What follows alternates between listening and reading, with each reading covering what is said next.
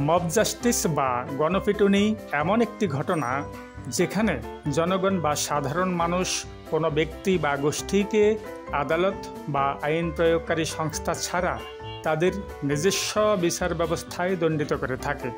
সাধারণত কেউ কোনো অপরাধ করেছে বলে সন্দেহ করা হলে মব জাস্টিসের মাধ্যমে আইনকে হাতের মুঠোয় নিয়ে জনগণ নিজেই বিচার করার চেষ্টা করে থাকে। এতে অপরাধীর বিরুদ্ধে ত্বরিত প্রতিকার নিশ্চিত করার চেষ্টা করা হলেও এটি মোটেও আইনানুগ বা বৈধ কোনো প্রক্রিয়া নয়।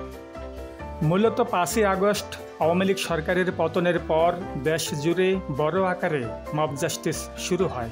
তবে বাংলাদেশে এই আইন নিজের হাতে তুলে নেওয়ার প্রবণতা আগেও দেখা গেছে, তবে সেটা ছিল কথিত চোর ডাকাতকে গণপিটুনি দেওয়ার ঘটনা। কিন্তু এবার শিক্ষা প্রতিষ্ঠানের শিক্ষক, বিশ্ববিদ্যালয়ের উপাচার্য সহ বিভিন্ন প্রতিষ্ঠানের প্রধান বা কর্মকর্তাদের জোর করে পদত্যাগে বাধ্য করা, মারপিট করে তাড়িয়ে দেওয়া, আদালত এলাকায় আসামিদের উপর হামলা, কোথাও কোথাও পিটিয়ে কুপিয়ে হত্যার মতো ঘটনাও ঘটেছে। এসব ঘটনা সামনে যত আসছে ততই জোরালোভাবে উঠে আসছে মব জাস্টিস নামক একটি শব্দযুগল। তবে অনেক মানুষই আছেন যারা হয়তো মব জাস্টিস শব্দটির সঙ্গে পরিচিত না। চলুন জেনে নেই মব জাস্টিস কী, কেনই বা হয় মব জাস্টিস। মব অর্থ উত্তাল জনতা বা উচ্ছৃঙ্খল জনতা। জাস্টিস এর অর্থ হল বিচার বা ন্যায় বিচার। মব জাস্টিস এর পূর্ণ অর্থ হল উত্তাল জনতা বা উচ্ছৃঙ্খল জনতার বিচার। মব জাস্টিস অনুৎসাহিত করতে প্রায়ই বলা হয়ে থাকে আইন নিজের হাতে তুলে নেবেন না। মব জাস্টিস বলতে সাধারণভাবে বোঝায় জনতা আইন বা আইনি প্রক্রিয়ার বাইরে গিয়ে কোনো বিচার নিজ হাতে যখন তুলে নেন, সেটাই মূলত মব জাস্টিস। এ ধরনের ঘটনায় যদি কেউ মারা যায় বা জনতার গণপিটুনিতে কেউ মারা গেলে তাকে লিঞ্চিং বলা হয়ে থাকে। লিঞ্চিং এর অর্থ বিচার বহির্ভূত হত্যাকাণ্ড। এছাড়া জনতা দ্বারা বাড়িঘর পোড়ানো, কাউকে আহত করা, ভাঙচুর সব কিছুই মব জাস্টিসের অংশ। আমাদের দেশে মব জাস্টিস বা লিঞ্চিং প্রায়ই দেখে থাকি। 2011 সালের জুলাই মাসে আমিনবাজারে ডাকাত সন্দেহে মেরে ফেলা হয়েছিল 6 জন ছাত্রকে। 2019 সালে বাড্ডায় তসলিমা বেগম রেনু নামে এক মা, তাকে ছেলে ধরা সন্দেহে পিটিয়ে মেরে ফেলা হয়েছিল। সম্প্রতি এমন আরও একটি ঘটনা ঘটেছে রাজশাহীতে গত 7ই সেপ্টেম্বর।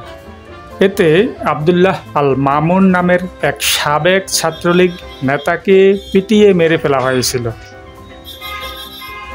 বাংলাদেশে 2011 সাল থেকে 2018 সাল পর্যন্ত গণপিটুনিতে প্রায় 800 জনকে হত্যা করা হয়েছিল। এরপর গত 6.5 বছরে গণপিটুনিতে নিহত হয়েছে আরও প্রায় 286 জন। এর মধ্যে 2024 সালে নির্বাচনের পর গত 7 মাসে গণপিটুনিতে নিহত হয়েছিল 32 জন। ঢাকাতেই নিহত হয় 16 জন। মব জাস্টিস ঘটনার কারণ কি? একটা দেশ বা সমাজে মব জাস্টিস এবং মব লিঞ্চিং বিভিন্ন কারণে হয়ে থাকে।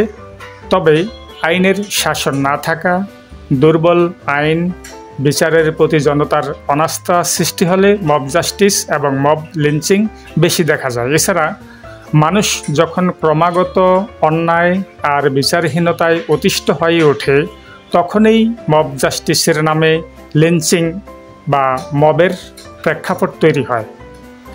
এ ধরনের বিচারে অনেক সময় সাধারণ মানুষও ক্ষতিগ্রস্ত হয়। মব জাস্টিস সংগঠিত হওয়ার পেছনে মোটা দাগে 10টি কারণ উল্লেখ করা যায়।